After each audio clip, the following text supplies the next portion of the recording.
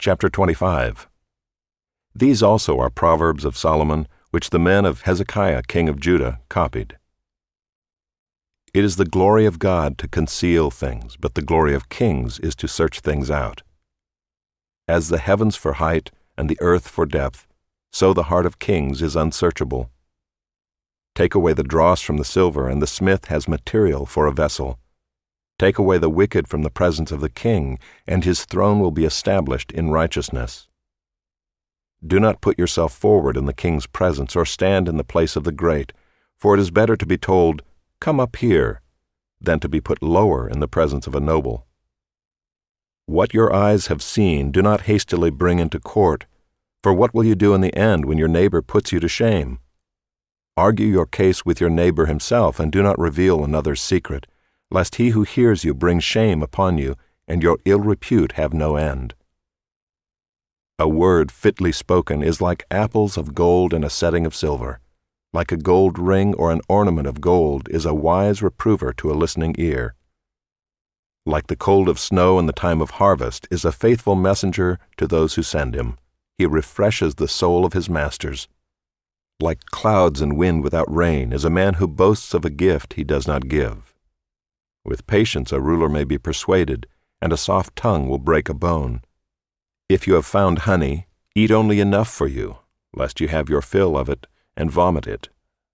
Let your foot be seldom in your neighbor's house, lest he have his fill of you and hate you.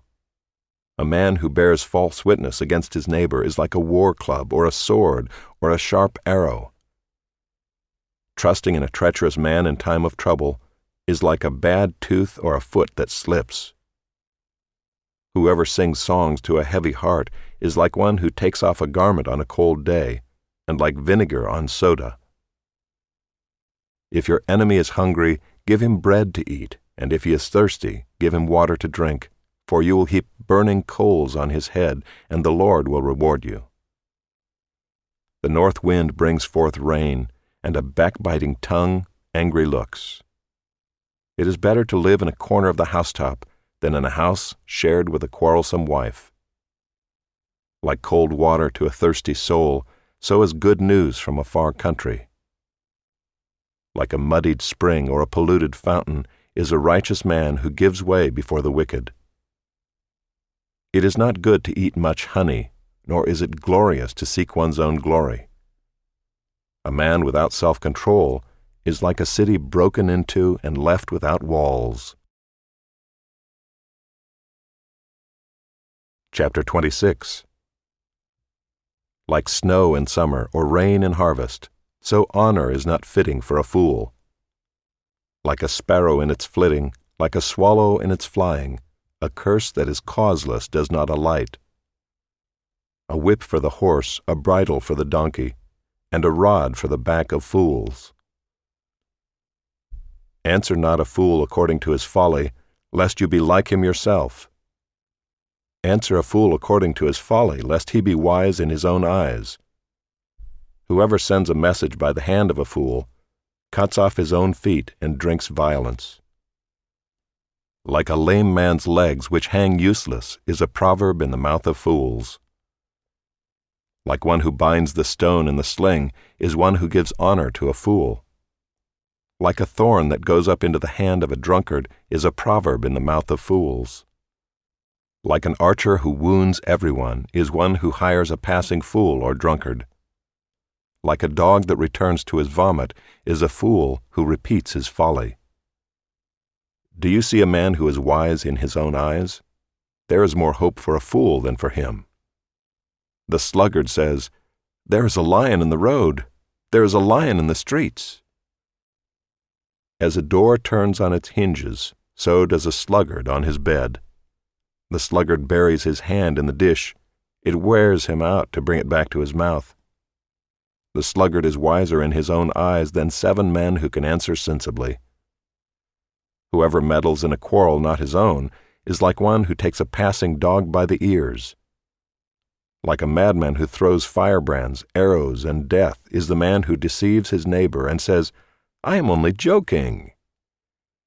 For lack of wood the fire goes out, and where there is no whisperer, quarreling ceases. As charcoal to hot embers and wood to fire, so is a quarrelsome man for kindling strife. The words of a whisperer are like delicious morsels that go down into the inner parts of the body. Like the glaze covering an earthen vessel are fervent lips with an evil heart. Whoever hates disguises himself with his lips and harbors deceit in his heart. When he speaks graciously, believe him not, for there are 7 abominations in his heart. Though his hatred be covered with deception, his wickedness will be exposed in the assembly. Whoever digs a pit will fall into it, and a stone will come back on him who starts it rolling. A lying tongue hates its victims, and a flattering mouth works ruin.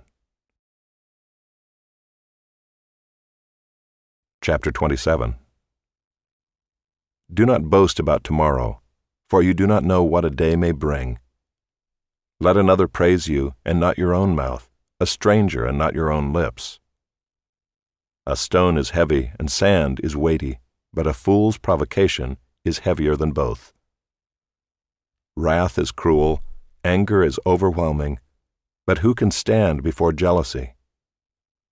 Better is open rebuke than hidden love. Faithful are the wounds of a friend, profuse are the kisses of an enemy.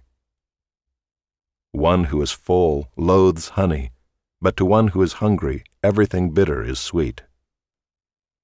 Like a bird that strays from its nest is a man who strays from his home. Oil and perfume make the heart glad, and the sweetness of a friend comes from his earnest counsel. Do not forsake your friend and your father's friend, and do not go to your brother's house in the day of your calamity. Better is a neighbor who is near than a brother who is far away. Be wise, my son, and make my heart glad, that I may answer him who reproaches me. The prudent sees danger and hides himself, but the simple go on and suffer for it. Take a man's garment when he has put up security for a stranger, and hold it in pledge when he puts up security for an adulteress. Whoever blesses his neighbor with a loud voice, rising early in the morning, will be counted as cursing. A continual dripping on a rainy day and a quarrelsome wife are alike. To restrain her is to restrain the wind, or to grasp oil in one's right hand. Iron sharpens iron, and one man sharpens another. Whoever tends a fig tree will eat its fruit, and he who guards his master will be honored. As in water face reflects face, so the heart of man reflects the man. Sheol and Abaddon are never satisfied, and never satisfied are the eyes of man. The crucible is for silver, and the furnace is for gold, and a man is tested by his praise. Crush a fool in a mortar with a pestle along with crushed grain, yet his folly will not depart from him. Know well the condition of your flocks, and give attention to your herds, for riches do not last forever, and does a crown endure to all generations? When the grass is gone and the new growth appears, and the vegetation of the mountains is gathered, the lambs will provide your clothing, and the goats the price of a field. There will be enough goat's milk for your food, for the food of your household, and maintenance for your girls.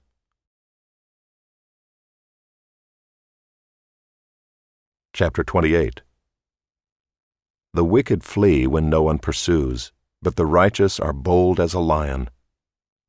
When a land transgresses, it has many rulers, but with a man of understanding and knowledge, its stability will long continue. A poor man who oppresses the poor is a beating rain that leaves no food. Those who forsake the law praise the wicked, but those who keep the law strive against them. Evil men do not understand justice, but those who seek the Lord understand it completely. Better is a poor man who walks in his integrity than a rich man who is crooked in his ways. The one who keeps the law is a son with understanding, but a companion of gluttons shames his father. Whoever multiplies his wealth by interest and profit gathers it for him who is generous to the poor. If one turns away his ear from hearing the law, even his prayer is an abomination. Whoever misleads the upright into an evil way will fall into his own pit, but the blameless will have a goodly inheritance. A rich man is wise in his own eyes, but a poor man who has understanding will find him out. When the righteous triumph, there is great glory, but when the wicked rise, people hide themselves. Whoever conceals his transgressions will not prosper, but he who confesses and forsakes them will obtain mercy. Blessed is the one who fears the Lord always, but whoever hardens his heart will fall into calamity. Like a roaring lion or a charging bear is a wicked ruler over a poor people. A ruler who lacks understanding is a cruel oppressor, but he who hates unjust gain will prolong his days. If one is burdened with the blood of another, he will be a fugitive until death. Let no one help him. Whoever walks in integrity will be delivered, but he who is crooked in his ways will suddenly fall. Whoever works his land will have plenty of bread, but he who follows worthless pursuits will have plenty of poverty. A faithful man will abound with blessings, but whoever hastens to be rich will not go unpunished. To show partiality is not good, but for a piece of bread a man will do wrong. A stingy man hastens after wealth and does not know that poverty will come upon him. Whoever rebukes a man will afterward find more favor than he who flatters with his tongue. Whoever robs his father or his mother and says, "That is no transgression," is a companion to a man who destroys. A greedy man stirs up strife, but the one who trusts in the Lord will be enriched. Whoever trusts in his own mind is a fool, but he who walks in wisdom will be delivered. Whoever gives to the poor will not want, but he who hides his eyes will get many a curse. When the wicked rise, people hide themselves, but when they perish, the righteous increase.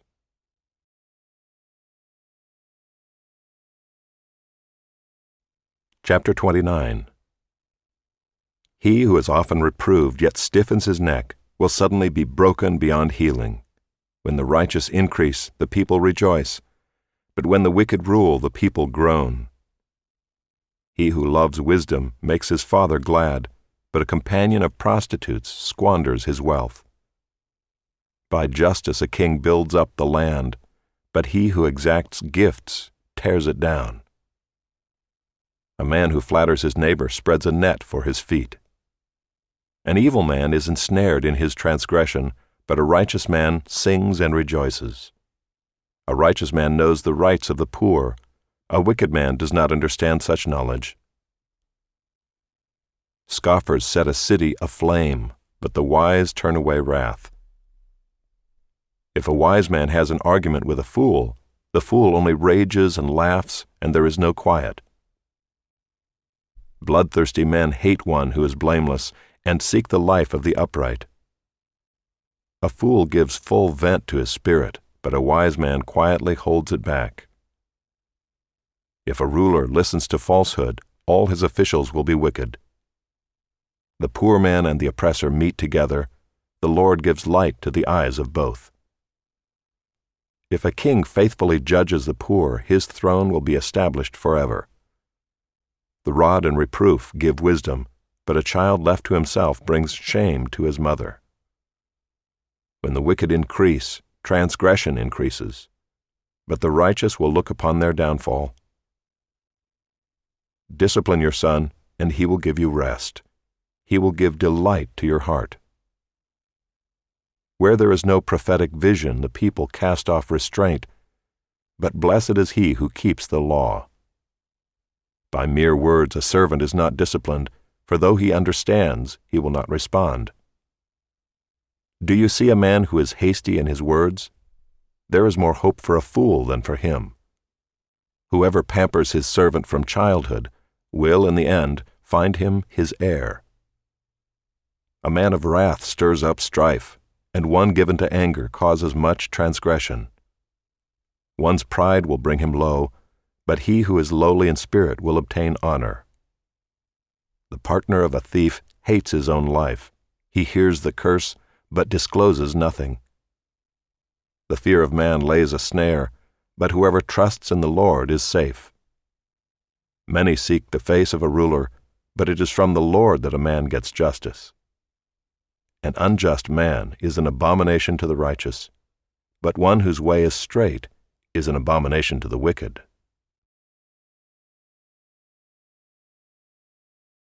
Chapter 30. The words of Agur, son of Jacob, the oracle. The man declares, I am weary, O God. I am weary, O God, and worn out. Surely I am too stupid to be a man. I have not the understanding of a man. I have not learned wisdom, nor have I knowledge of the Holy One. Who has ascended to heaven and come down? Who has gathered the wind in his fists? Who has wrapped up the waters in a garment? Who has established all the ends of the earth? What is his name, and what is his son's name? Surely you know. Every word of God proves true. He is a shield to those who take refuge in him. Do not add to his words, lest he rebuke you and you be found a liar. 2 things I ask of you. Deny them not to me before I die. Remove far from me falsehood and lying. Give me neither poverty nor riches. Feed me with the food that is needful for me, lest I be full and deny you, and say, Who is the Lord? Or lest I be poor and steal, and profane the name of my God. Do not slander a servant to his master, lest he curse you, and you be held guilty. There are those who curse their fathers, and do not bless their mothers. There are those who are clean in their own eyes, but are not washed of their filth. There are those, how lofty are their eyes, how high their eyelids lift. There are those whose teeth are swords, whose fangs are knives, to devour the poor from off the earth, the needy from among mankind. The leech has 2 daughters, give and give. 3 things are never satisfied, 4 never say enough. Sheol, the barren womb, the land never satisfied with water, and the fire that never says enough. The eye that mocks a father and scorns to obey a mother will be picked out by the ravens of the valley and eaten by the vultures. 3 things are too wonderful for me, 4 I do not understand. The way of an eagle in the sky, the way of a serpent on a rock, the way of a ship on the high seas, and the way of a man with a virgin. This is the way of an adulteress. She eats and wipes her mouth and says, I have done no wrong. Under 3 things the earth trembles, under 4 it cannot bear up. A slave when he becomes king, and a fool when he is filled with food. An unloved woman when she gets a husband, and a maidservant when she displaces her mistress. 4 things on earth are small, but they are exceedingly wise. The ants are a people not strong, yet they provide their food in the summer. The rock badgers are a people not mighty, yet they make their homes in the cliffs. The locusts have no king, yet all of them march in rank. The lizard you can take in your hands, yet it is in kings' palaces. 3 things are stately in their tread, 4 are stately in their stride. The lion which is mightiest among beasts, and does not turn back before any, the strutting rooster, the he-goat, and a king whose army is with him. If you have been foolish, exalting yourself, or if you have been devising evil, put your hand on your mouth. For pressing milk produces curds, pressing the nose produces blood, and pressing anger produces strife. Chapter 31. The words of King Lemuel, an oracle that his mother taught him. What are you doing, my son? What are you doing, son of my womb? What are you doing, son of my vows? Do not give your strength to women, your ways to those who destroy kings. It is not for kings, O Lemuel, it is not for kings to drink wine or for rulers to take strong drink, lest they drink and forget what has been decreed and pervert the rights of all the afflicted. Give strong drink to the one who is perishing, and wine to those in bitter distress. Let them drink and forget their poverty, and remember their misery no more. Open your mouth for the mute, for the rights of all who are destitute. Open your mouth, judge righteously, defend the rights of the poor and needy. An excellent wife who can find? She is far more precious than jewels. The heart of her husband trusts in her, and he will have no lack of gain. She does him good and not harm all the days of her life. She seeks wool and flax and works with willing hands. She is like the ships of the merchant. She brings her food from afar.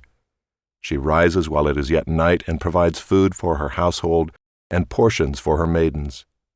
She considers a field and buys it. With the fruit of her hands she plants a vineyard. She dresses herself with strength and makes her arms strong. She perceives that her merchandise is profitable. Her lamp does not go out at night. She puts her hands to the distaff, and her hands hold the spindle. She opens her hand to the poor and reaches out her hands to the needy. She is not afraid of snow for her household, for all her household are clothed in scarlet. She makes bed coverings for herself. Her clothing is fine linen and purple. Her husband is known in the gates, when he sits among the elders of the land. She makes linen garments and sells them. She delivers sashes to the merchant. Strength and dignity are her clothing, and she laughs at the time to come. She opens her mouth with wisdom, and the teaching of kindness is on her tongue. She looks well to the ways of her household, and does not eat the bread of idleness. Her children rise up and call her blessed, her husband also, and he praises her. Many women have done excellently, but you surpass them all. Charm is deceitful, and beauty is vain, but a woman who fears the Lord is to be praised. Give her of the fruit of her hands, and let her works praise her in the gates. Ecclesiastes Chapter 1. The words of the preacher, the son of David, king in Jerusalem. Vanity of vanities, says the preacher. Vanity of vanities, all is vanity. What does man gain by all the toil at which he toils under the sun? A generation goes, and a generation comes, but the earth remains forever. The sun rises and the sun goes down, and hastens to the place where it rises. The wind blows to the south and goes around to the north. Around and around goes the wind, and on its circuits the wind returns. All streams run to the sea, but the sea is not full. To the place where the streams flow, there they flow again. All things are full of weariness, a man cannot utter it. The eye is not satisfied with seeing, nor the ear filled with hearing. What has been is what will be, and what has been done is what will be done, and there is nothing new under the sun. Is there a thing of which it is said, "See, this is new"? It has been already in the ages before us. There is no remembrance of former things, nor will there be any remembrance of later things yet to be among those who come after. I, the preacher, have been king over Israel and Jerusalem, and I applied my heart to seek and to search out by wisdom all that is done under heaven. It is an unhappy business that God has given to the children of man to be busy with. I have seen everything that is done under the sun, and behold, all is vanity and a striving after wind. What is crooked cannot be made straight, and what is lacking cannot be counted. I said in my heart, I have acquired great wisdom, surpassing all who were over Jerusalem before me, and my heart has had great experience of wisdom and knowledge. And I applied my heart to know wisdom, and to know madness and folly. I perceived that this also is but a striving after wind. For in much wisdom is much vexation, and he who increases knowledge increases sorrow. Chapter 2. I said in my heart, Come now, I will test you with pleasure, enjoy yourself. But behold, this also was vanity. I said of laughter, It is mad, and of pleasure, what use is it? I searched with my heart how to cheer my body with wine, my heart still guiding me with wisdom, and how to lay hold on folly, till I might see what was good for the children of man to do under heaven during the few days of their life, I made great works. I built houses and planted vineyards for myself. I made myself gardens and parks, and planted in them all kinds of fruit trees. I made myself pools from which to water the forest of growing trees. I bought male and female slaves, and had slaves who were born in my house. I had also great possessions of herds and flocks, more than any who had been before me in Jerusalem. I also gathered for myself silver and gold and the treasure of kings and provinces. I got singers, both men and women, and many concubines, the delight of the children of man. So I became great and surpassed all who were before me in Jerusalem. Also my wisdom remained with me, and whatever my eyes desired I did not keep from them. I kept my heart from no pleasure, for my heart found pleasure in all my toil, and this was my reward for all my toil. Then I considered all that my hands had done and the toil I had expended in doing it, and behold, all was vanity and a striving after wind, and there was nothing to be gained under the sun. So I turned to consider wisdom and madness and folly. For what can the man do who comes after the king? Only what has already been done. Then I saw that there is more gain in wisdom than in folly, as there is more gain in light than in darkness. The wise person has his eyes in his head, but the fool walks in darkness. And yet I perceived that the same event happens to all of them. Then I said in my heart, what happens to the fool will happen to me also. Why then have I been so very wise? And I said in my heart that this also is vanity. For of the wise as of the fool there is no enduring remembrance, seeing that in the days to come all will have been long forgotten. How the wise dies just like the fool. So I hated life because what is done under the sun was grievous to me, for all is vanity and a striving after wind. I hated all my toil in which I toil under the sun, seeing that I must leave it to the man who will come after me, and who knows whether he will be wise or a fool. Yet he will be master of all for which I toiled and used my wisdom under the sun. This also is vanity. So I turned about and gave my heart up to despair over all the toil of my labors under the sun, because sometimes a person who has toiled with wisdom and knowledge and skill must leave everything to be enjoyed by someone who did not toil for it. This also is vanity and a great evil. What has a man from all the toil and striving of heart with which he toils beneath the sun? For all his days are full of sorrow, and his work is a vexation. Even in the night his heart does not rest. This also is vanity. There is nothing better for a person than that he should eat and drink and find enjoyment in his toil. This also I saw is from the hand of God, for apart from him who can eat or who can have enjoyment? For to the one who pleases him God has given wisdom and knowledge and joy, but to the sinner he has given the business of gathering and collecting, only to give to one who pleases God. This also is vanity and a striving after wind.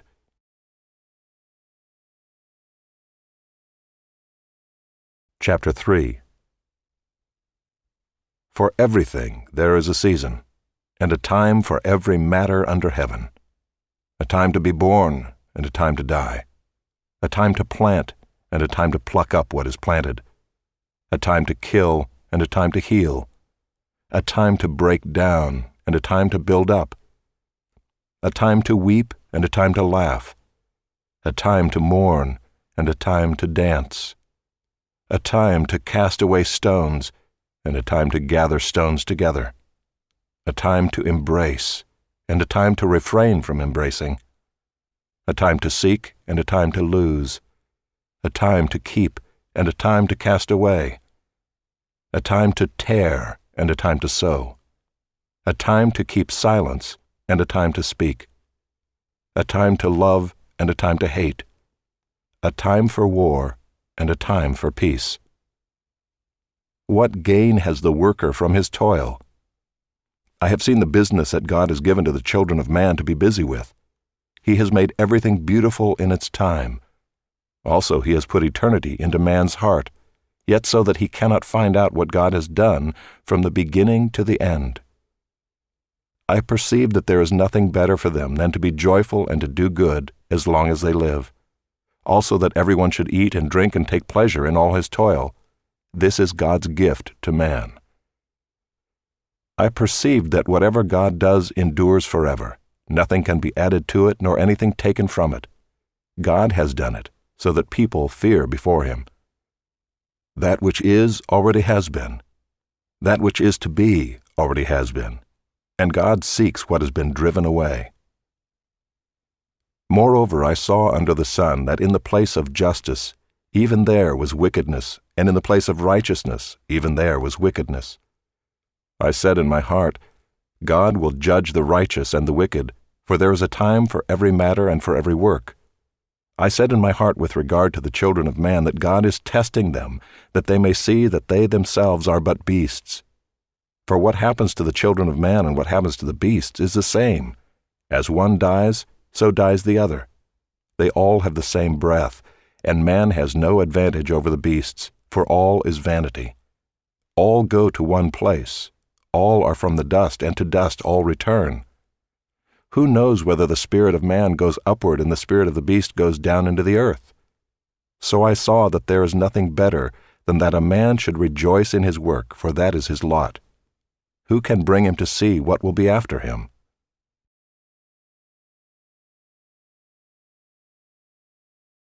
Chapter 4. Again I saw all the oppressions that are done under the sun, and behold the tears of the oppressed, and they had no one to comfort them. On the side of their oppressors there was power, and there was no one to comfort them. And I thought the dead who are already dead more fortunate than the living who are still alive. But better than both is he who has not yet been, and has not seen the evil deeds that are done under the sun.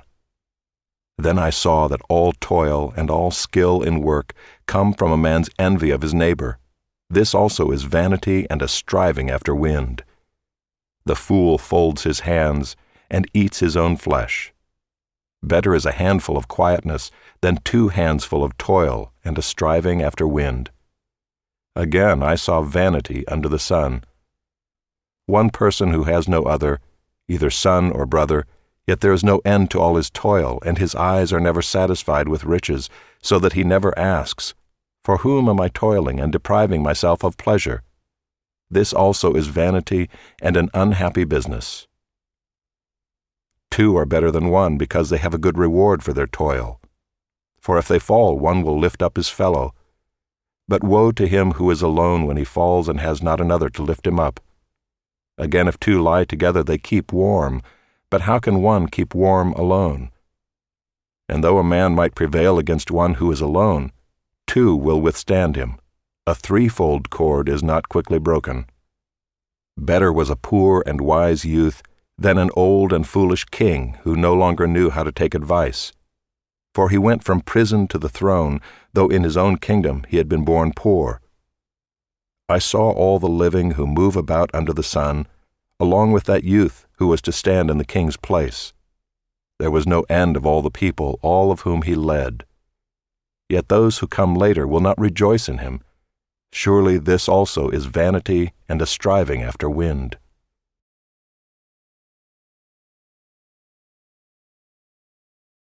Chapter 5. Guard your steps when you go to the house of God. To draw near to listen is better than to offer the sacrifice of fools, for they do not know that they are doing evil. Be not rash with your mouth, nor let your heart be hasty to utter a word before God. For God is in heaven, and you are on earth.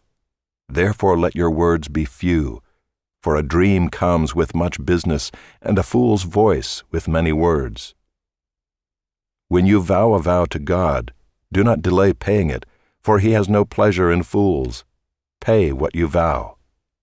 It is better that you should not vow than that you should vow and not pay. Let not your mouth lead you into sin, and do not say before the messenger that it was a mistake. Why should God be angry at your voice and destroy the work of your hands? For when dreams increase and words grow many, there is vanity. But God is the one you must fear. If you see in a province the oppression of the poor and the violation of justice and righteousness, do not be amazed at the matter, For the high official is watched by a higher, and there are yet higher ones over them. But this is gain for a land in every way, a king committed to cultivated fields. He who loves money will not be satisfied with money, nor he who loves wealth with his income. This also is vanity.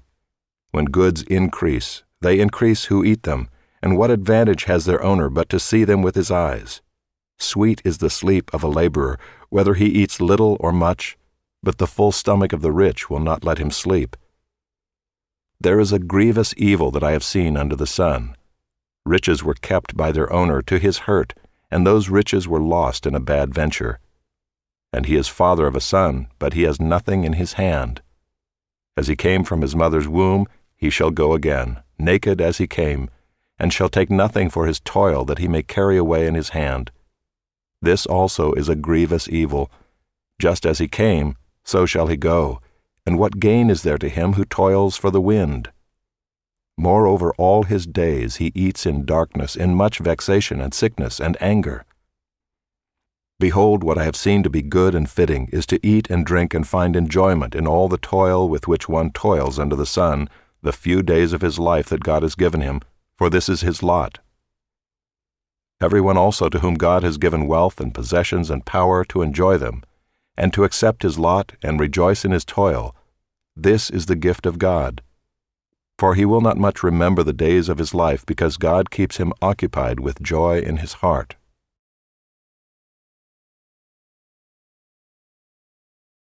Chapter 6. There is an evil that I have seen under the sun, and it lies heavy on mankind.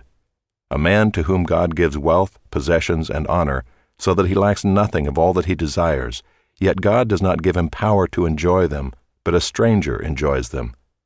This is vanity. It is a grievous evil. If a man fathers 100 children and lives many years, so that the days of his years are many, but his soul is not satisfied with life's good things, and he also has no burial, I say that a stillborn child is better off than he. For it comes in vanity, and goes in darkness, and in darkness its name is covered. Moreover, it has not seen the sun or known anything, yet it finds rest rather than he. Even though he should live 1,000 years twice over, yet enjoy no good, do not all go to the one place? All the toil of man is for his mouth, yet his appetite is not satisfied. For what advantage has the wise man over the fool? And what does the poor man have who knows how to conduct himself before the living? Better is the sight of the eyes than the wandering of the appetite. This also is vanity and a striving after wind. Whatever has come to be has already been named, and it is known what man is, and that he is not able to dispute with one stronger than he. The more words, the more vanity. And what is the advantage to man? For who knows what is good for man while he lives the few days of his vain life, which he passes like a shadow? For who can tell man what will be after him under the sun?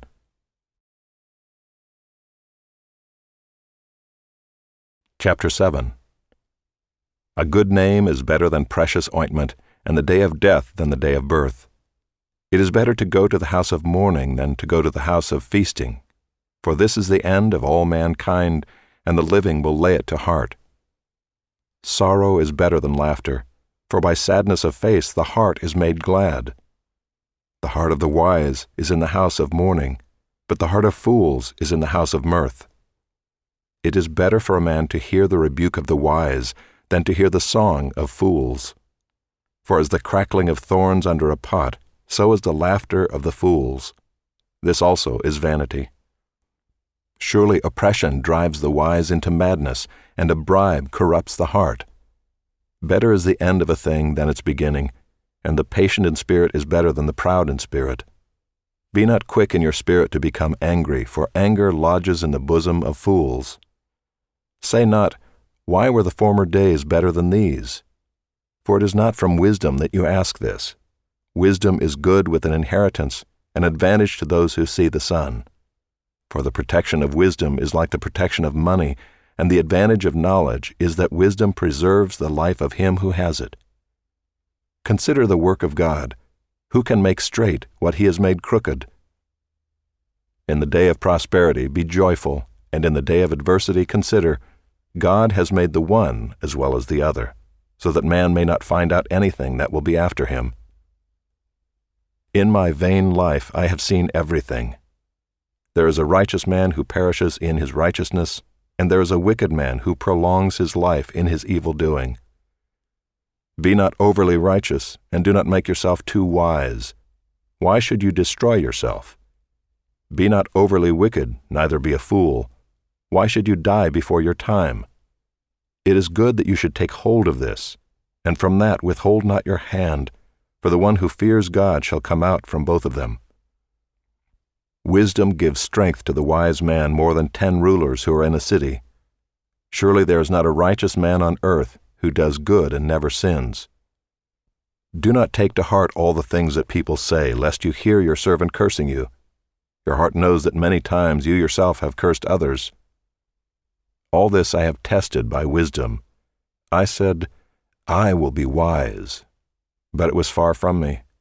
That which has been is far off, and deep, very deep. Who can find it out? I turned my heart to know and to search out and to seek wisdom and the scheme of things, and to know the wickedness of folly and the foolishness that is madness. And I find something more bitter than death, the woman whose heart is snares and nets, and whose hands are fetters. He who pleases God escapes her, but the sinner is taken by her. Behold, this is what I found, says the preacher, while adding one thing to another to find the scheme of things, which my soul has sought repeatedly, but I have not found. One man among 1,000 I found, but a woman among all these I have not found. See, this alone I found, that God made man upright, but they have sought out many schemes. Chapter 8. Who is like the wise, and who knows the interpretation of a thing? A man's wisdom makes his face shine, and the hardness of his face is changed. I say, keep the king's command, because of God's oath to him. Be not hasty to go from his presence. Do not take your stand in an evil cause, for he does whatever he pleases.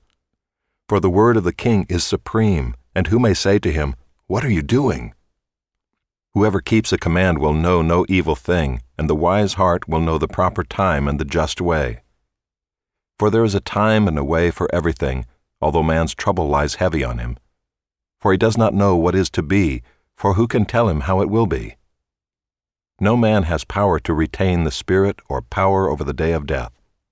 There is no discharge from war, nor will wickedness deliver those who are given to it. All this I observed while applying my heart to all that is done under the sun, when man had power over man to his hurt. Then I saw the wicked buried.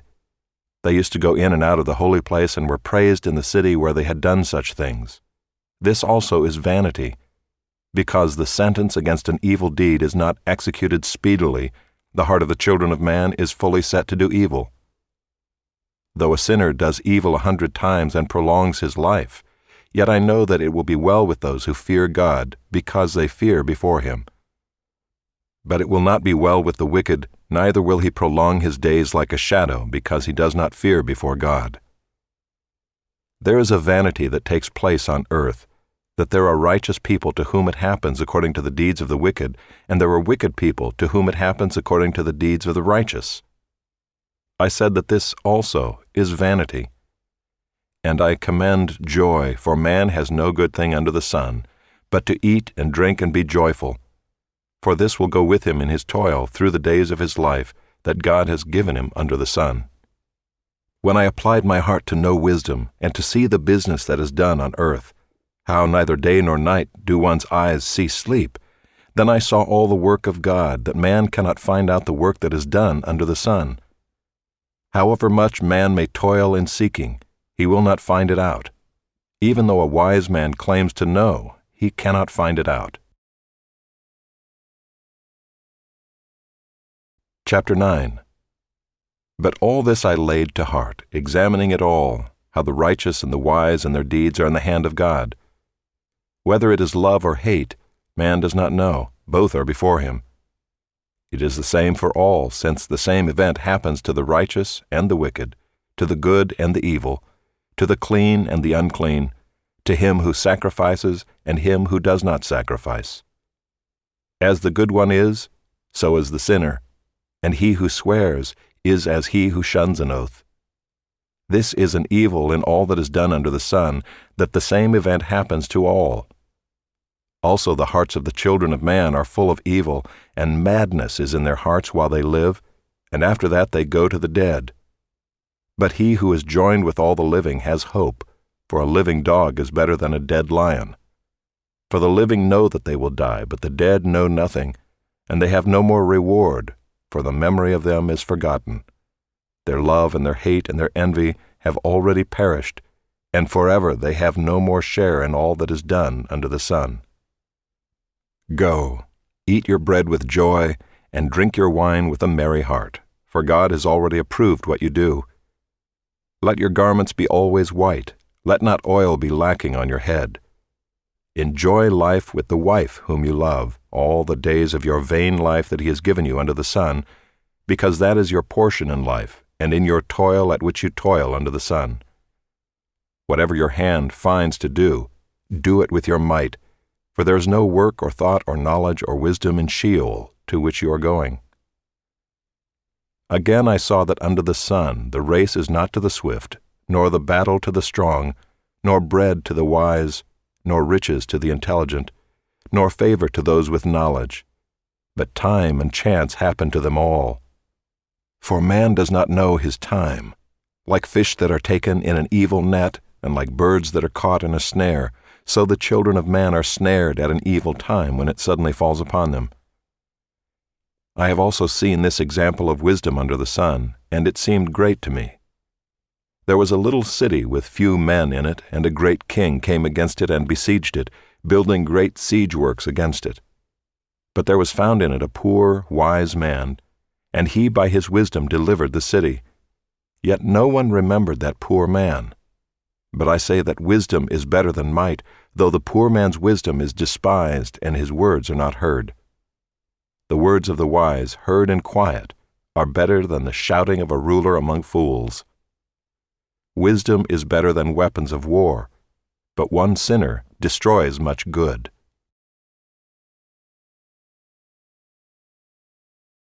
Chapter 10. Dead flies make the perfumer's ointment give off a stench, so a little folly outweighs wisdom and honor. A wise man's heart inclines him to the right, but a fool's heart to the left. Even when the fool walks on the road, he lacks sense, and he says to everyone that he is a fool. If the anger of the ruler rises against you, do not leave your place, for calmness will lay great offenses to rest. There is an evil that I have seen under the sun, as it were an error proceeding from the ruler. Folly is set in many high places, and the rich sit in a low place. I have seen slaves on horses, and princes walking on the ground like slaves. He who digs a pit will fall into it, and a serpent will bite him who breaks through a wall. He who quarries stones is hurt by them, and he who splits logs is endangered by them. If the iron is blunt, and one does not sharpen the edge, he must use more strength, but wisdom helps one to succeed. If the serpent bites before it is charmed, there is no advantage to the charmer. The words of a wise man's mouth win him favor, but the lips of a fool consume him. The beginning of the words of his mouth is foolishness, and the end of his talk is evil madness. A fool multiplies words, though no man knows what is to be, and who can tell him what will be after him? The toil of a fool wearies him, for he does not know the way to the city. Woe to you, O land, when your king is a child, and your princes feast in the morning.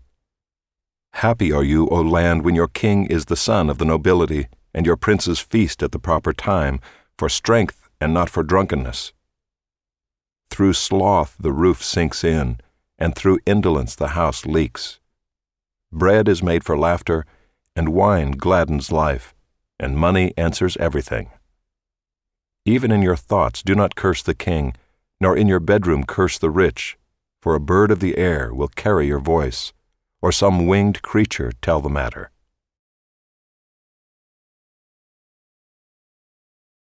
Chapter 11. Cast your bread upon the waters, for you will find it after many days.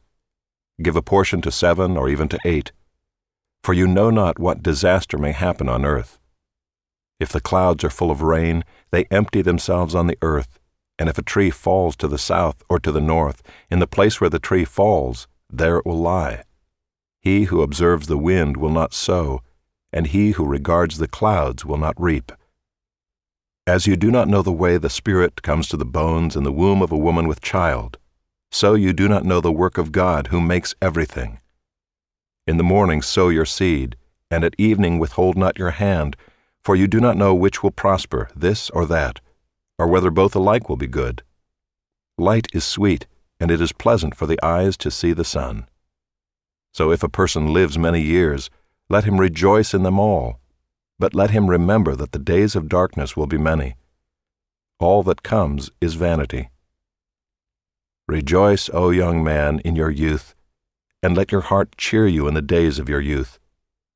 Walk in the ways of your heart and the sight of your eyes, but know that for all these things God will bring you into judgment. Remove vexation from your heart, and put away pain from your body, for youth and the dawn of life are vanity. Chapter 12. Remember also your Creator in the days of your youth, before the evil days come and the years draw near, of which you will say, I have no pleasure in them, before the sun and the light and the moon and the stars are darkened, and the clouds return after the rain, in the day when the keepers of the house tremble, and the strong men are bent, and the grinders cease because they are few, and those who look through the windows are dimmed, and the doors on the street are shut, when the sound of the grinding is low, and one rises up at the sound of a bird, and all the daughters of song are brought low. They are afraid also of what is high, and terrors are in the way. The almond tree blossoms, the grasshopper drags itself along, and desire fails, because man is going to his eternal home, and the mourners go about the streets. Before the silver cord is snapped, or the golden bowl is broken, or the pitcher is shattered at the fountain, or the wheel broken at the cistern, and the dust returns to the earth as it was, and the spirit returns to God who gave it. Vanity of vanities, says the preacher. All is vanity. Besides being wise, the preacher also taught the people knowledge, weighing and studying and arranging many proverbs with great care. The preacher sought to find words of delight, and uprightly he wrote words of truth. The words of the wise are like goads, and like nails firmly fixed are the collected sayings. They are given by one shepherd. My son, beware of anything beyond these. Of making many books there is no end, and much study is a weariness of the flesh. The end of the matter, all has been heard. Fear God and keep His commandments, for this is the whole duty of man. For God will bring every deed into judgment with every secret thing, whether good or evil. The Song of Solomon. Chapter 1. The Song of Songs, which is Solomon's. Let him kiss me with the kisses of his mouth, for your love is better than wine. Your anointing oils are fragrant. Your name is oil poured out. Therefore virgins love you. Draw me after you. Let us run. The king has brought me into his chambers. We will exult and rejoice in you. We will extol your love more than wine. Rightly do they love you. I am very dark but lovely, O daughters of Jerusalem, like the tents of Kedar, like the curtains of Solomon. Do not gaze at me because I am dark, because the sun has looked upon me. My mother's sons were angry with me. They made me keeper of the vineyards, but my own vineyard I have not kept. Tell me, you whom my soul loves, where you pasture your flock, where you make it lie down at noon, for why should I be like one who veils herself beside the flocks of your companions? If you do not know, O most beautiful among women, follow in the tracks of the flock, and pasture your young goats beside the shepherd's tents. I compare you, my love, to a mare among Pharaoh's chariots. Your cheeks are lovely with ornaments, your neck with strings of jewels. We will make for you ornaments of gold, studded with silver. While the king was on his couch, my nard gave forth its fragrance. My beloved is to me a sachet of myrrh that lies between my breasts. My beloved is to me a cluster of henna blossoms in the vineyards of En-gedi. Behold, you are beautiful, my love. Behold, you are beautiful. Your eyes are doves. Behold, you are beautiful, my beloved, truly delightful. Our couch is green, the beams of our house are cedar, our rafters are pine. Chapter 2. I am a rose of Sharon, a lily of the valleys. As a lily among brambles, so is my love among the young women. As an apple tree among the trees of the forest, so is my beloved among the young men. With great delight I sat in his shadow, and his fruit was sweet to my taste. He brought me to the banqueting house, and his banner over me was love. Sustain me with raisins, refresh me with apples, for I am sick with love. His left hand is under my head, and his right hand embraces me. I adjure you, O daughters of Jerusalem, by the gazelles or the does of the field, that you not stir up or awaken love until it pleases. The voice of my beloved, behold, he comes, leaping over the mountains, bounding over the hills. My beloved is like a gazelle or a young stag. Behold, there he stands behind our wall, gazing through the windows, looking through the lattice. My beloved speaks and says to me, Arise, my love, my beautiful one, and come away. For behold, the winter is past, the rain is over and gone. The flowers appear on the earth, the time of singing has come, and the voice of the turtle-dove is heard in our land. The fig tree ripens its figs, and the vines are in blossom. They give forth fragrance. Arise, my love, my beautiful one, and come away. O my dove, in the clefts of the rock, in the crannies of the cliff, let me see your face, let me hear your voice. For your voice is sweet, and your face is lovely. Catch the foxes for us, the little foxes that spoil the vineyards, for our vineyards are in blossom. My beloved is mine, and I am his. He grazes among the lilies. Until the day breathes and the shadows flee, turn, my beloved, be like a gazelle or a young stag on cleft mountains.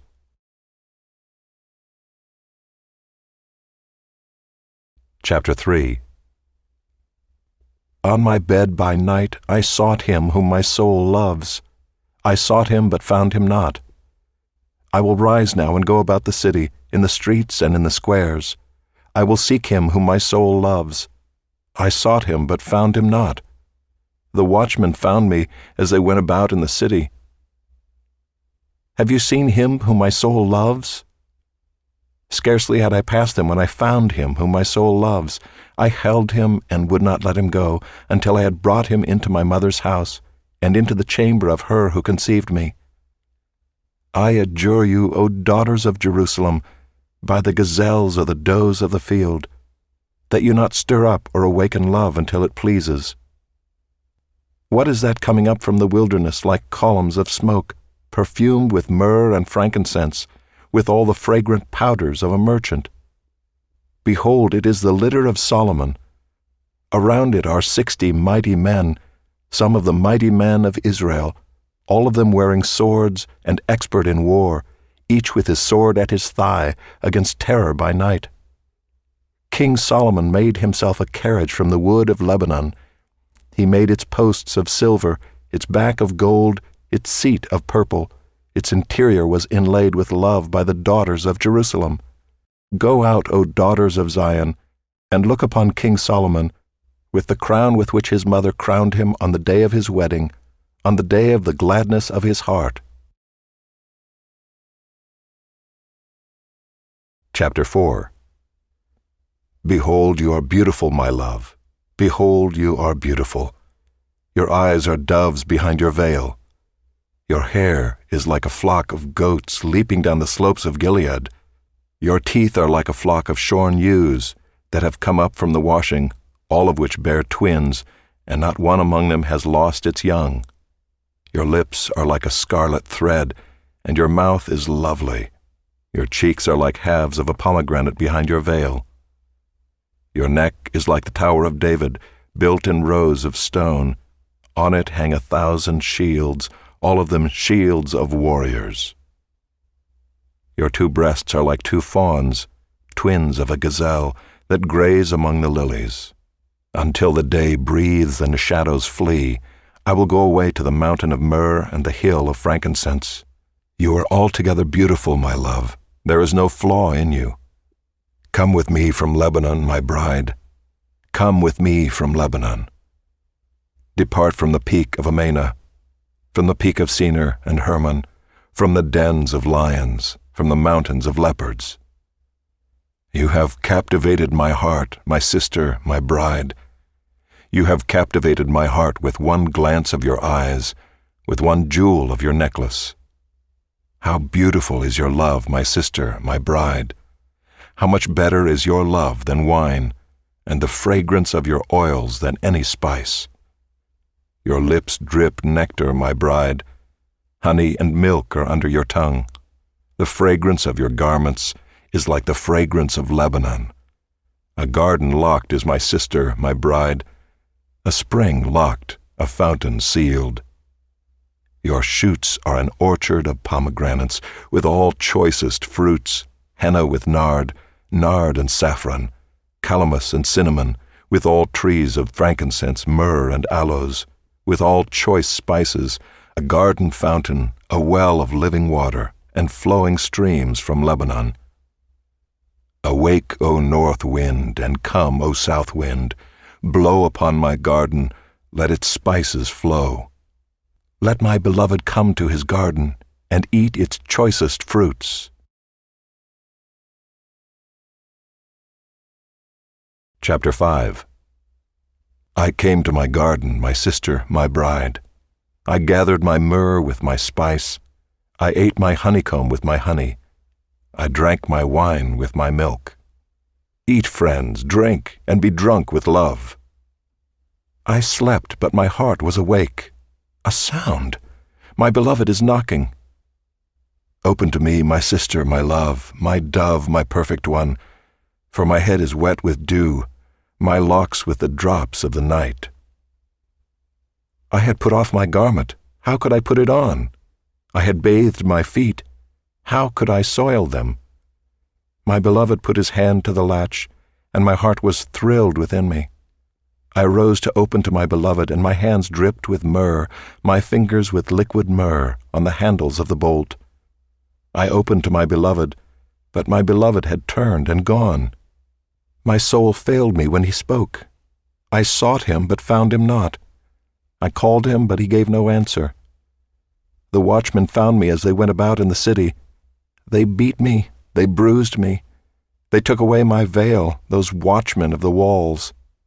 I adjure you, O daughters of Jerusalem, if you find my beloved, that you tell him I am sick with love. What is your beloved more than another beloved, O most beautiful among women? What is your beloved more than another beloved, that you thus adjure us? My beloved is radiant and ruddy, distinguished among 10,000. His head is the finest gold, his locks are wavy, black as a raven. His eyes are like doves beside streams of water, bathed in milk, sitting beside a full pool. His cheeks are like beds of spices, mounds of sweet-smelling herbs. His lips are lilies, dripping liquid myrrh. His arms are rods of gold set with jewels. His body is polished ivory, bedecked with sapphires.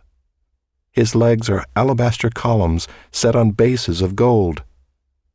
His appearance is like Lebanon, choice as the cedars. His mouth is most sweet, and he is altogether desirable. This is my beloved, and this is my friend, O daughters of Jerusalem.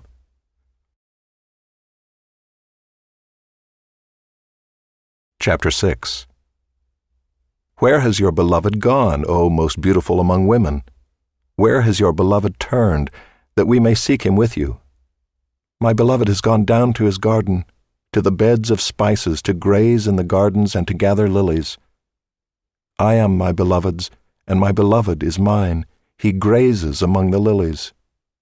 You are beautiful as Tirzah, my love, lovely as Jerusalem, awesome as an army with banners.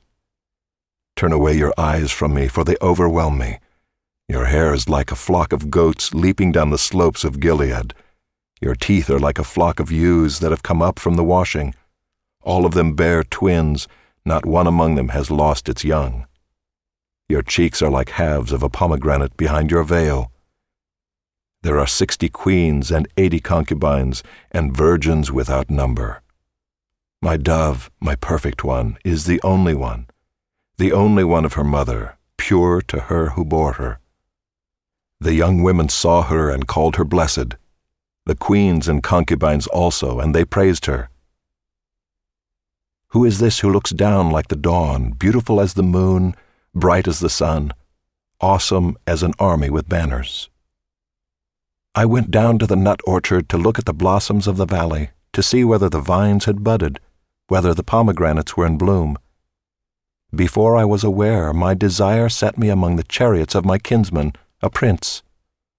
Return, return, O Shulamite, return, return that we may look upon you. Why should you look upon the Shulamite as upon a dance before two armies? Chapter 7. How beautiful are your feet in sandals, O noble daughter! Your rounded thighs are like jewels, the work of a master hand. Your navel is a rounded bowl that never lacks mixed wine. Your belly is a heap of wheat encircled with lilies. Your two breasts are like two fawns, twins of a gazelle. Your neck is like an ivory tower. Your eyes are pools in Heshbon, by the gate of Beth-rabbim. Your nose is like a tower of Lebanon, which looks toward Damascus. Your head crowns you like Carmel, and your flowing locks are like purple. A king is held captive in the tresses. How beautiful and pleasant you are, O loved one, with all your delights. Your stature is like a palm tree, and your breasts are like its clusters. I say I will climb the palm tree and lay hold of its fruit. Oh, may your breasts be like clusters of the vine, and the scent of your breath like apples, and your mouth like the best wine. It goes down smoothly for my beloved, gliding over lips and teeth. I am my beloved's, and his desire is for me. Come, my beloved, let us go out into the fields and lodge in the villages. Let us go out early to the vineyards, and see whether the vines have budded, whether the grape blossoms have opened, and the pomegranates are in bloom. There I will give you my love. The mandrakes give forth fragrance, and beside our doors are all choice fruits, new as well as old, which I have laid up for you, O my beloved. Chapter 8. Oh, that you were like a brother to me who nursed at my mother's breasts. If I found you outside, I would kiss you, and none would despise me. I would lead you and bring you into the house of my mother, she who used to teach me. I would give you spiced wine to drink, the juice of my pomegranate. His left hand is under my head, and his right hand embraces me. I adjure you, O daughters of Jerusalem, that you not stir up or awaken love until it pleases. Who is that coming up from the wilderness, leaning on her beloved? Under the apple tree I awakened you. There your mother was in labor with you. There she who bore you was in labor. Set me as a seal upon your heart, as a seal upon your arm, for love is strong as death. Jealousy is fierce as the grave. Its flashes are flashes of fire, the very flame of the Lord. Many waters cannot quench love, neither can floods drown it. If a man offered for love all the wealth of his house, he would be utterly despised. We have a little sister, and she has no breasts. What shall we do for our sister on the day when she is spoken for? If she is a wall, we will build on her a battlement of silver. But if she is a door, we will enclose her with boards of cedar. I was a wall, and my breasts were like towers. Then I was in his eyes as one who finds peace. Solomon had a vineyard at Baal-Hamon. He let out the vineyard to keepers. Each one was to bring for its fruit 1,000 pieces of silver. My vineyard, my very own, is before me. You, O Solomon, may have the 1,000, and the keepers of the fruit 200. O you who dwell in the gardens, with companions listening for your voice, let me hear it. Make haste, my beloved, and be like a gazelle or a young stag on the mountains of spices. Isaiah Chapter 1. The vision of Isaiah the son of Amoz, which he saw concerning Judah and Jerusalem in the days of Uzziah, Jotham, Ahaz, and Hezekiah, kings of Judah. Hear, O heavens, and give ear, O earth, for the Lord has spoken. Children have I reared and brought up, but they have rebelled against me. The ox knows its owner, and the donkey its master's crib. But Israel does not know, my people do not understand. Ah, sinful nation, a people laden with iniquity, offspring of evildoers, children who deal corruptly. They have forsaken the Lord, they have despised the Holy One of Israel, they are utterly estranged. Why will you still be struck down? Why will you continue to rebel? The whole head is sick, and the whole heart faint. From the sole of the foot even to the head, there is no soundness in it, but bruises and sores and raw wounds. They are not pressed out or bound up or softened with oil. Your country lies desolate. Your cities are burned with fire. In your very presence, foreigners devour your land. It is desolate, as overthrown by foreigners. And the daughter of Zion is left like a booth in a vineyard, like a lodge in a cucumber field, like a besieged city. If the Lord of hosts had not left us a few survivors, we should have been like Sodom and become like Gomorrah. Hear the word of the Lord, you rulers of Sodom. Give ear to the teaching of our God, you people of Gomorrah. What to me is the multitude of your sacrifices, says the Lord. I have had enough of burnt offerings of rams and the fat of well-fed beasts. I do not delight in the blood of bulls or of lambs or of goats. When you come to appear before me, who has required of you this trampling of my courts? Bring no more vain offerings. Incense is an abomination to me. New moon and Sabbath and the calling of convocations, I cannot endure iniquity and solemn assembly. Your new moons and your appointed feasts, my soul hates. They have become a burden to me. I am weary of bearing them. When you spread out your hands, I will hide my eyes from you. Even though you make many prayers, I will not listen. Your hands are full of blood. Wash yourselves, make yourselves clean. Remove the evil of your deeds from before my eyes. Cease to do evil. Learn to do good. Seek justice. Correct oppression. Bring justice to the fatherless. Plead the widow's cause. Come now, let us reason together, says the Lord. Though your sins are like scarlet, they shall be as white as snow. Though they are red like crimson, they shall become like wool. If you are willing and obedient, you shall eat the good of the land. But if you refuse and rebel, you shall be eaten by the sword, for the mouth of the Lord has spoken. How the faithful city has become a whore, she who was full of justice. Righteousness lodged in her, but now murderers. Your silver has become dross, your best wine mixed with water. Your princes are rebels and companions of thieves. Everyone loves a bribe and runs after gifts. They do not bring justice to the fatherless, and the widow's cause does not come to them. Therefore the Lord declares, the Lord of hosts, the mighty one of Israel, Ah, I will get relief from my enemies and avenge myself on my foes. I will turn my hand against you and will smelt away your dross as with lye and remove all your alloy. And I will restore your judges as at the first, and your counselors as at the beginning. Afterward you shall be called the city of righteousness, the faithful city. Zion shall be redeemed by justice, and those in her who repent by righteousness. But rebels and sinners shall be broken together, and those who forsake the Lord shall be consumed. For they shall be ashamed of the oaks that you desired, and you shall blush for the gardens that you have chosen. For you shall be like an oak whose leaf withers, and like a garden without water. And the strong shall become tinder, and his work a spark, and both of them shall burn together with none to quench them.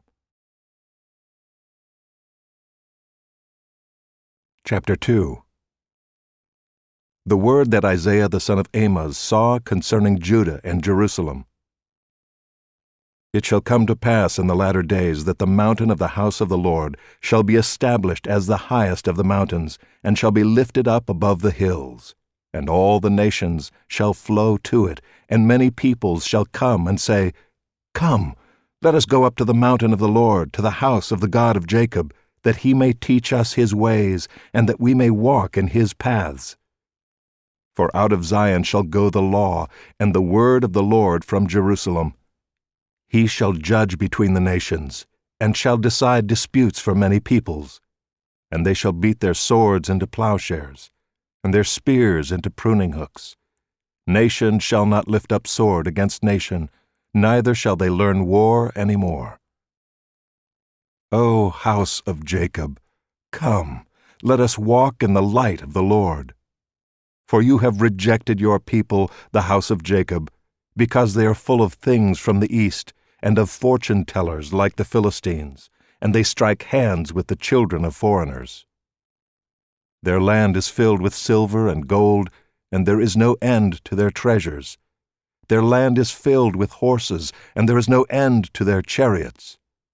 Their land is filled with idols. They bow down to the work of their hands, to what their own fingers have made. So man is humbled, and each one is brought low. Do not forgive them.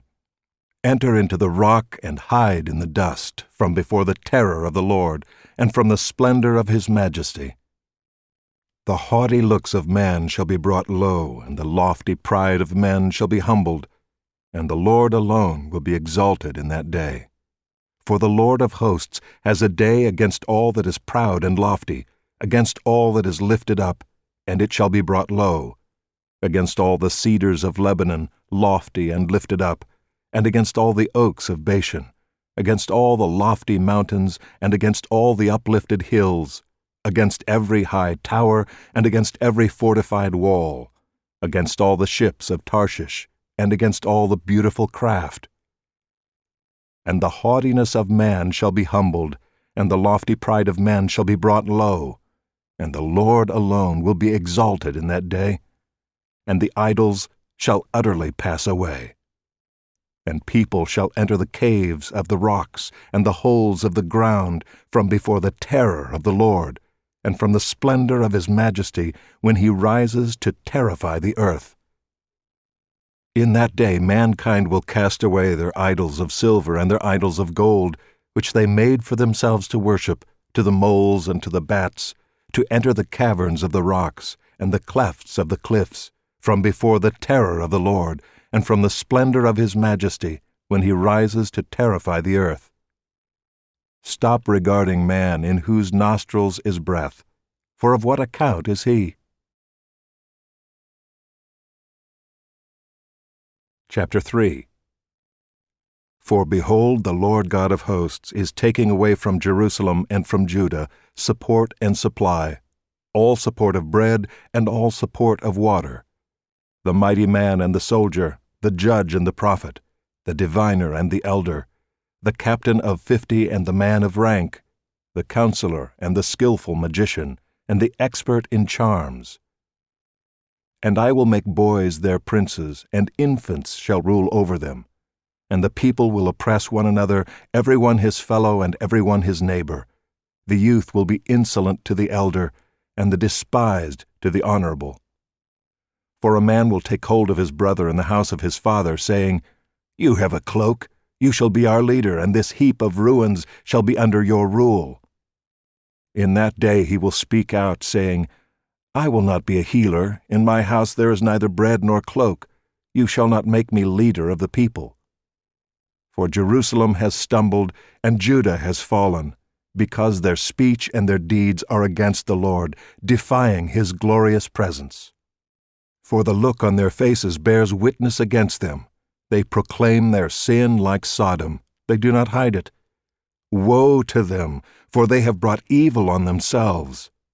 Tell the righteous that it shall be well with them, for they shall eat the fruit of their deeds.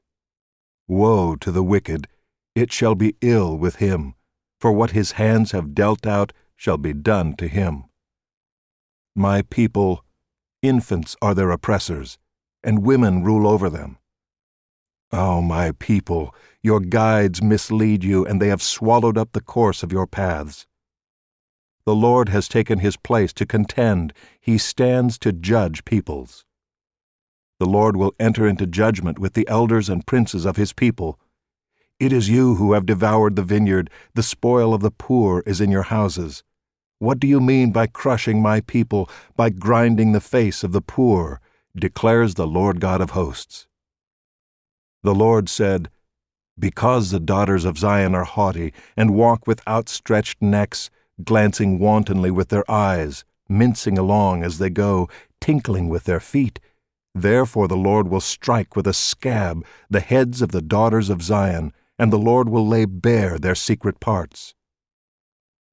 In that day the Lord will take away the finery of the anklets, the headbands and the crescents, the pendants, the bracelets and the scarves, the headdresses, the armlets, the sashes, the perfume boxes and the amulets, the signet rings and nose rings, the festal robes, the mantles, the cloaks and the handbags, the mirrors, the linen garments, the turbans and the veils.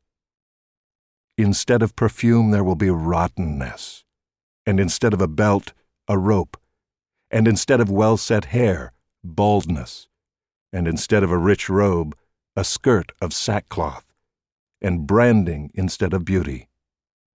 Your men shall fall by the sword, and your mighty men in battle. And her gates shall lament and mourn. Empty she shall sit on the ground. Chapter 4. And 7 women shall take hold of one man in that day, saying, We will eat our own bread and wear our own clothes. Only let us be called by your name. Take away our reproach. In that day the branch of the Lord shall be beautiful and glorious, and the fruit of the land shall be the pride and honor of the survivors of Israel.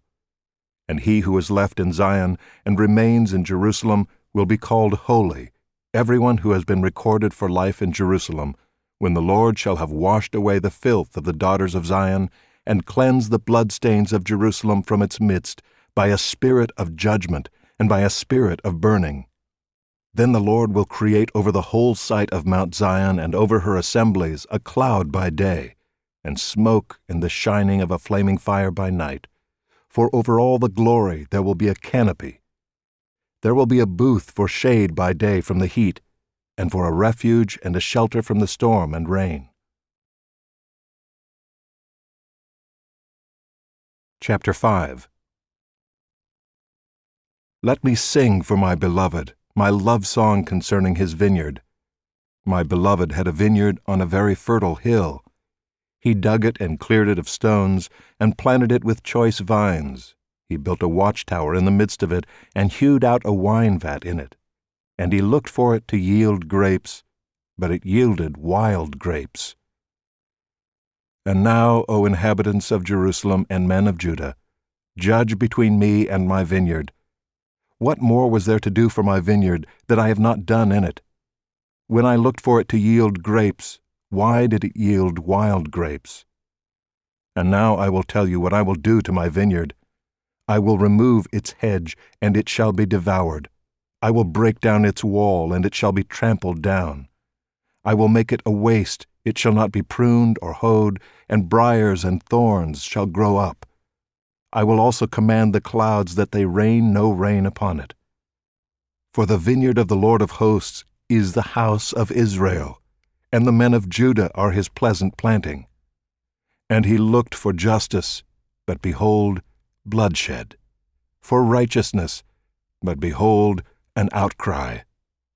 Woe to those who join house to house, who add field to field until there is no more room, and you are made to dwell alone in the midst of the land. The Lord of hosts has sworn in my hearing, surely many houses shall be desolate, large and beautiful houses without inhabitant. For 10 acres of vineyard shall yield but 1 bath, and a homer of seed shall yield but an ephah. Woe to those who rise early in the morning, that they may run after strong drink, who tarry late into the evening as wine inflames them.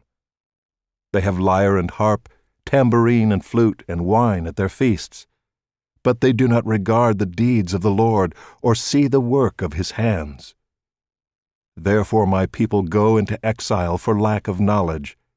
Their honored men go hungry, and their multitude is parched with thirst. Therefore Sheol has enlarged its appetite and opened its mouth beyond measure. And the nobility of Jerusalem and her multitude will go down, her revelers and he who exults in her. Man is humbled, and each one is brought low, and the eyes of the haughty are brought low. But the Lord of hosts is exalted in justice, and the holy God shows himself holy in righteousness. Then shall the lambs graze as in their pasture, and nomads shall eat among the ruins of the rich. Woe to those who draw iniquity with cords of falsehood, who draw sin as with cart ropes, who say, Let him be quick, let him speed his work that we may see it. Let the counsel of the Holy One of Israel draw near, and let it come that we may know it. Woe to those who call evil good and good evil, who put darkness for light and light for darkness, who put bitter for sweet and sweet for bitter. Woe to those who are wise in their own eyes and shrewd in their own sight. Woe to those who are heroes at drinking wine, and valiant men in mixing strong drink, who acquit the guilty for a bribe and deprive the innocent of his right. Therefore, as the tongue of fire devours the stubble, and as dry grass sinks down in the flame, so their root will be as rottenness, and their blossom go up like dust. For they have rejected the law of the Lord of hosts, and have despised the word of the Holy One of Israel. Therefore the anger of the Lord was kindled against his people, and he stretched out his hand against them, and struck them, and the mountains quaked, and their corpses were as refuse in the midst of the streets. For all this his anger has not turned away, and his hand is stretched out still. He will raise a signal for nations far away, and whistle for them from the ends of the earth. And behold, quickly, speedily they come. None is weary, none stumbles, none slumbers or sleeps. Not a waistband is loose, not a sandal strap broken. Their arrows are sharp, all their bows bent. Their horses' hooves seem like flint, and their wheels like the whirlwind. Their roaring is like a lion. Like young lions they roar, they growl and seize their prey. They carry it off, and none can rescue. They will growl over it on that day, like the growling of the sea. And if one looks to the land, behold, darkness and distress, and the light is darkened by its clouds. Chapter 6. In the year that King Uzziah died, I saw the Lord sitting upon a throne, high and lifted up, and the train of his robe filled the temple. Above him stood the seraphim. Each had 6 wings. With 2 he covered his face, and with 2 he covered his feet, and with 2 he flew. And one called to another and said, Holy, holy, holy is the Lord of hosts. The whole earth is full of his glory. And the foundations of the thresholds shook at the voice of him who called, and the house was filled with smoke. And I said, Woe is me, for I am lost. For I am a man of unclean lips, and I dwell in the midst of a people of unclean lips. For my eyes have seen the King, the Lord of hosts. Then one of the seraphim flew to me, having in his hand a burning coal that he had taken with tongs from the altar. and he touched my mouth and said, Behold, this has touched your lips. Your guilt is taken away, and your sin atoned for. And I heard the voice of the Lord saying, Whom shall I send, and who will go for us? Then I said, Here am I, send me. And he said, Go and say to this people, Keep on hearing, but do not understand. Keep on seeing, but do not perceive. Make the heart of this people dull, and their ears heavy, and blind their eyes, lest they see with their eyes, and hear with their ears, and understand with their hearts, and turn and be healed. Then I said, How long, O Lord? And he said, Until cities lie waste without inhabitant, and houses without people, and the land is a desolate waste, and the Lord removes people far away, and the forsaken places are many in the midst of the land. And though a tenth remain in it, it will be burned again, like a terebinth or an oak, whose stump remains when it is felled. The holy seed is its stump. Chapter 7. In the days of Ahaz the son of Jotham, son of Uzziah, king of Judah, Rezin the king of Syria, and Pekah the son of Remaliah the king of Israel came up to Jerusalem to wage war against it, but could not yet mount an attack against it. When the house of David was told, Syria is in league with Ephraim, the heart of Ahaz and the heart of his people shook as the trees of the forest shake before the wind. And the Lord said to Isaiah, Go out to meet Ahaz, you and Shear-Jashub your son, at the end of the conduit of the upper pool, on the highway to the washer's field, and say to him, Be careful, be quiet, do not fear, and do not let your heart be faint because of these two smoldering stumps of firebrands, at the fierce anger of Rezin and Syria and the son of Remaliah. Because Syria with Ephraim and the son of Remaliah has devised evil against you, saying, Let us go up against Judah and terrify it, and let us conquer it for ourselves, and set up the son of Tabiel as king in the midst of it. Thus says the Lord God, It shall not stand, and it shall not come to pass. For the head of Syria is Damascus, and the head of Damascus is Rezin. And within 65 years Ephraim will be shattered from being a people. And the head of Ephraim is Samaria, and the head of Samaria is the son of Remaliah. If you are not firm in faith, you will not be firm at all. Again the Lord spoke to Ahaz, Ask a sign of the Lord your God. Let it be deep as Sheol or high as heaven. But Ahaz said, I will not ask, and I will not put the Lord to the test. And he said, Hear then, O house of David, is it too little for you to weary men, that you weary my God also? Therefore the Lord himself will give you a sign. Behold, the virgin shall conceive and bear a son, and shall call his name Emmanuel. He shall eat curds and honey when he knows how to refuse the evil and choose the good. For before the boy knows how to refuse the evil and choose the good, the land whose two kings you dread will be deserted. The Lord will bring upon you and upon your people and upon your father's house such days as have not come since the day that Ephraim departed from Judah, the king of Assyria. In that day the Lord will whistle for the fly that is at the end of the streams of Egypt, and for the bee that is in the land of Assyria. And they will all come and settle in the steep ravines, and in the clefts of the rocks, and on all the thorn bushes, and on all the pastures. In that day the Lord will shave with a razor that is hired beyond the river with the king of Assyria, the head and the hair of the feet, and it will sweep away the beard also. In that day a man will keep alive a young cow and 2 sheep, and because of the abundance of milk that they give, he will eat curds, for everyone who is left in the land will eat curds and honey. In that day every place where there used to be 1,000 vines, worth 1,000 shekels of silver, will become briars and thorns. With bow and arrows a man will come there, for all the land will be briars and thorns. And as for all the hills that used to be hoed with a hoe, you will not come there for fear of briars and thorns, but they will become a place where cattle are let loose, and where sheep tread. Chapter 8. Then the Lord said to me, "Take a large tablet and write on it in common characters, belonging to Maher-shalal-Hashbaz.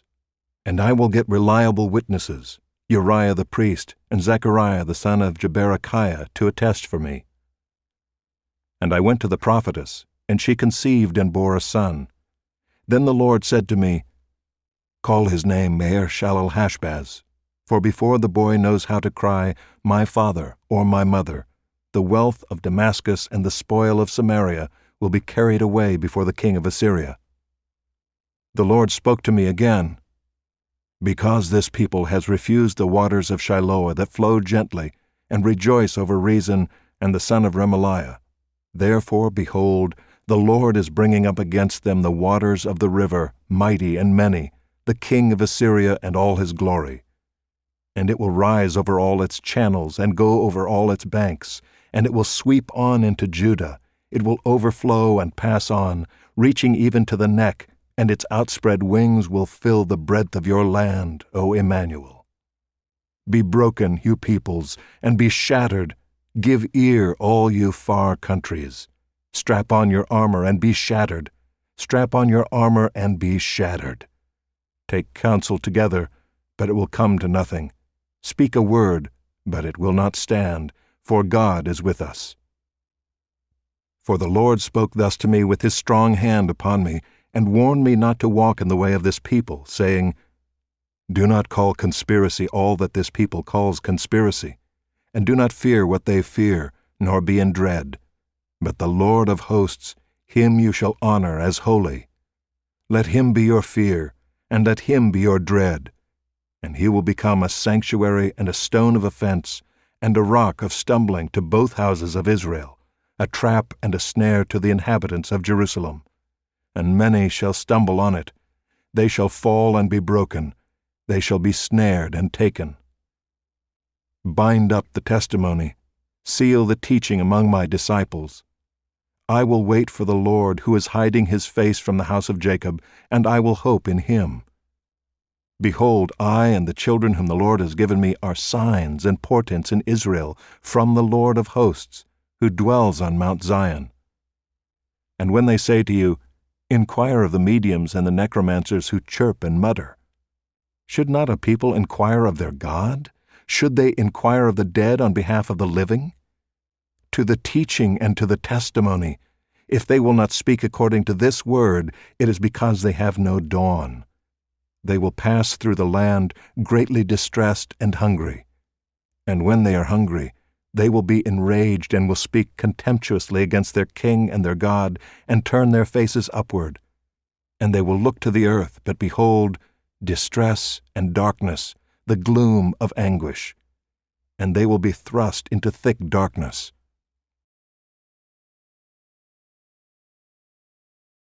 Chapter 9. But there will be no gloom for her who was in anguish. In the former time he brought into contempt the land of Zebulun and the land of Naphtali. But in the latter time he has made glorious the way of the sea, the land beyond the Jordan, Galilee of the nations. The people who walked in darkness have seen a great light. Those who dwelt in a land of deep darkness, on them has light shined.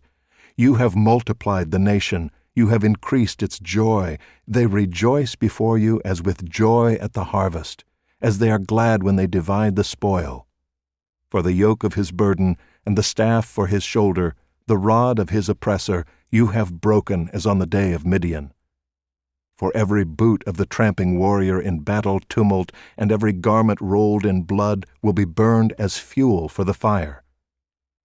For to us a child is born, to us a son is given, and the government shall be upon his shoulder, and his name shall be called Wonderful Counselor, Mighty God, Everlasting Father, Prince of Peace.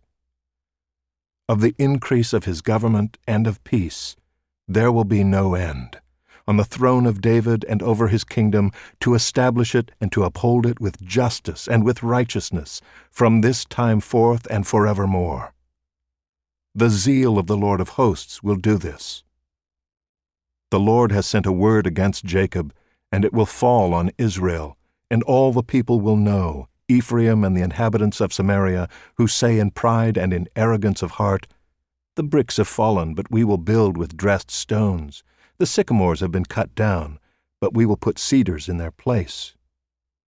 But the Lord raises the adversaries of reason against him and stirs up his enemies. The Syrians on the east and the Philistines on the west devour Israel with open mouth. For all this his anger has not turned away, and his hand is stretched out still. The people did not turn to him who struck them, nor inquire of the Lord of hosts. So the Lord cut off from Israel head and tail, palm branch and reed in one day. The elder and honored man is the head, and the prophet who teaches lies is the tail. For those who guide this people have been leading them astray, and those who are guided by them are swallowed up. Therefore the Lord does not rejoice over their young men, and has no compassion on their fatherless and widows. For everyone is godless and an evildoer, and every mouth speaks folly. For all this his anger has not turned away, and his hand is stretched out still. For wickedness burns like a fire, it consumes briars and thorns, it kindles the thickets of the forest, and they roll upward in a column of smoke. Through the wrath of the Lord of hosts, the land is scorched, and the people are like fuel for the fire. No one spares another. They slice meat on the right, but are still hungry, and they devour on the left, but are not satisfied. Each devours the flesh of his own arm. Manasseh devours Ephraim, and Ephraim devours Manasseh. Together they are against Judah. For all this his anger has not turned away, and his hand is stretched out still. Chapter 10. Woe to those who decree iniquitous decrees, and the writers who keep writing oppression, to turn aside the needy from justice, and to rob the poor of my people of their right, that widows may be their spoil, and that they may make the fatherless their prey. What will you do on the day of punishment, in the ruin that will come from afar? To whom will you flee for help, and where will you leave your wealth? Nothing remains but to crouch among the prisoners or fall among the slain. For all this his anger has not turned away, and his hand is stretched out still. Ah, Assyria, the rod of my anger, the staff in their hands is my fury.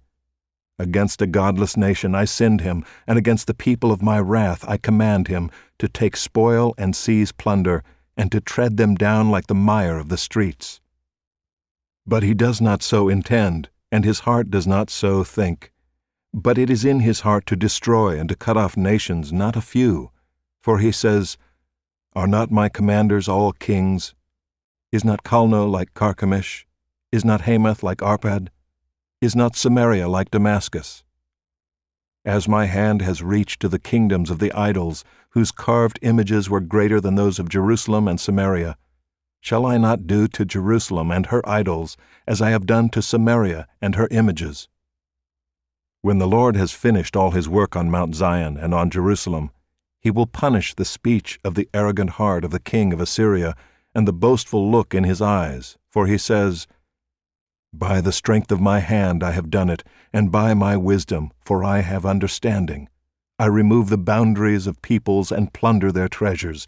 Like a bull I bring down those who sit on thrones. My hand has found like a nest the wealth of the peoples. And as one gathers eggs that have been forsaken, so I have gathered all the earth, and there was none that moved a wing, or opened the mouth, or chirped. Shall the axe boast over him who hews with it? Or the saw magnify itself against him who wields it? As if a rod should wield him who lifts it, or as if a staff should lift him who is not wood. Therefore the Lord God of hosts will send wasting sickness among his stout warriors, and under his glory a burning will be kindled like the burning of fire. The light of Israel will become a fire, and his Holy One a flame, and it will burn and devour his thorns and briars in one day. The glory of his forest and of his fruitful land the Lord will destroy, both soul and body, and it will be as when a sick man wastes away. The remnant of the trees of his forest will be so few that a child can write them down. In that day the remnant of Israel and the survivors of the house of Jacob will no more lean on him who struck them, but will lean on the Lord, the Holy One of Israel, in truth. A remnant will return, the remnant of Jacob, to the mighty God. For though your people Israel be as the sand of the sea, only a remnant of them will return. Destruction is decreed, overflowing with righteousness. For the Lord God of hosts will make a full end, as decreed, in the midst of all the earth. Therefore thus says the Lord God of hosts, O my people who dwell in Zion, be not afraid of the Assyrians when they strike with the rod and lift up their staff against you as the Egyptians did.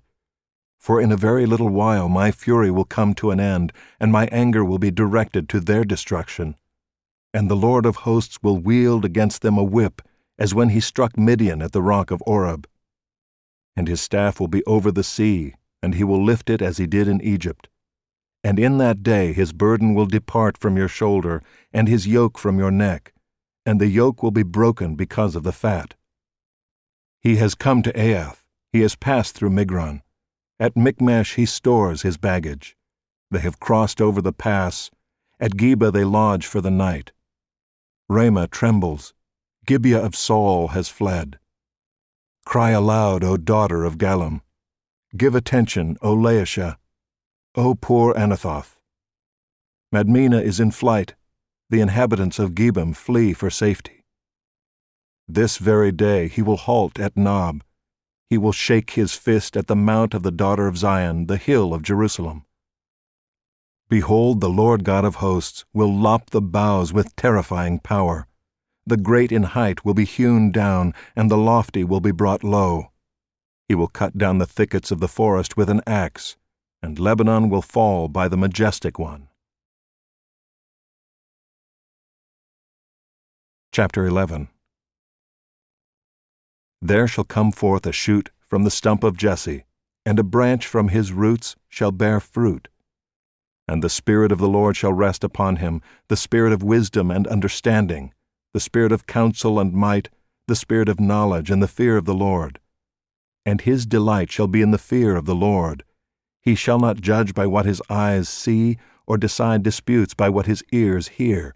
But with righteousness he shall judge the poor, and decide with equity for the meek of the earth. And he shall strike the earth with the rod of his mouth, and with the breath of his lips he shall kill the wicked. Righteousness shall be the belt of his waist, and faithfulness the belt of his loins. The wolf shall dwell with the lamb, and the leopard shall lie down with the young goat. And the calf and the lion and the fattened calf together, and a little child shall lead them. The cow and the bear shall graze, their young shall lie down together, and the lion shall eat straw like the ox. The nursing child shall play over the hole of the cobra, and the weaned child shall put his hand on the adder's den.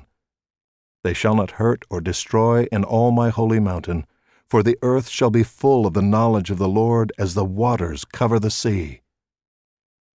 In that day the root of Jesse, who shall stand as a signal for the peoples, of him shall the nations inquire, and his resting place shall be glorious. In that day the Lord will extend his hand yet a second time to recover the remnant that remains of his people, from Assyria, from Egypt, from Pathros, from Cush, from Elam, from Shinar, from Hamath, and from the coastlands of the sea. He will raise a signal for the nations and will assemble the banished of Israel, and gather the dispersed of Judah from the four corners of the earth. The jealousy of Ephraim shall depart, and those who harass Judah shall be cut off. Ephraim shall not be jealous of Judah, and Judah shall not harass Ephraim. But they shall swoop down on the shoulder of the Philistines in the west, and together they shall plunder the people of the east. They shall put out their hand against Edom and Moab, and the Ammonites shall obey them. And the Lord will utterly destroy the tongue of the sea of Egypt, and will wave his hand over the river with his scorching breath, and strike it into 7 channels, and he will lead people across in sandals. And there will be a highway from Assyria for the remnant that remains of his people, as there was for Israel when they came up from the land of Egypt. Chapter 12. You will say in that day, I will give thanks to you, O Lord, for though you were angry with me, your anger turned away, that you might comfort me. Behold, God is my salvation. I will trust and will not be afraid. For the Lord God is my strength and my song, and he has become my salvation. With joy you will draw water from the wells of salvation, and you will say in that day, Give thanks to the Lord, call upon his name, make known his deeds among the peoples, proclaim that his name is exalted. Sing praises to the Lord, for he has done gloriously. Let this be made known in all the earth. Shout and sing for joy, O inhabitant of Zion, for great in your midst is the Holy One of Israel. Chapter 13. The oracle concerning Babylon, which Isaiah the son of Amoz saw. On a bare hill raise a signal, cry aloud to them, wave the hand for them to enter the gates of the nobles. I myself have commanded my consecrated ones and have summoned my mighty men to execute my anger, my proudly exulting ones. The sound of a tumult is on the mountains, as of a great multitude. The sound of an uproar of kingdoms, of nations gathering together. The Lord of hosts is mustering a host for battle. They come from a distant land, from the end of the heavens, the Lord and the weapons of his indignation, to destroy the whole land. Wail, for the day of the Lord is near, as destruction from the Almighty it will come. Therefore all hands will be feeble, and every human heart will melt. They will be dismayed, pangs and agony will seize them. They will be in anguish like a woman in labor. They will look aghast at one another, their faces will be aflame. Behold, the day of the Lord comes, cruel, with wrath and fierce anger, to make the land a desolation and to destroy its sinners from it. For the stars of the heavens and their constellations will not give their light. The sun will be dark at its rising, and the moon will not shed its light. I will punish the world for its evil, and the wicked for their iniquity. I will put an end to the pomp of the arrogant, and lay low the pompous pride of the ruthless. I will make people more rare than fine gold, and mankind than the gold of Ophir. Therefore I will make the heavens tremble, and the earth will be shaken out of its place, at the wrath of the Lord of hosts, in the day of his fierce anger. And like a hunted gazelle, or like sheep with none to gather them, each will turn to his own people, and each will flee to his own land. Whoever is found will be thrust through, and whoever is caught will fall by the sword. Their infants will be dashed in pieces before their eyes. Their houses will be plundered, and their wives ravished. Behold, I am stirring up the Medes against them, who have no regard for silver, and do not delight in gold. Their bows will slaughter the young men. They will have no mercy on the fruit of the womb. Their eyes will not pity children. And Babylon, the glory of kingdoms, the splendor and pomp of the Chaldeans, will be like Sodom and Gomorrah when God overthrew them. It will never be inhabited or lived in for all generations. No Arab will pitch his tent there. No shepherds will make their flocks lie down there. But wild animals will lie down there, and their houses will be full of howling creatures. There ostriches will dwell, and there wild goats will dance.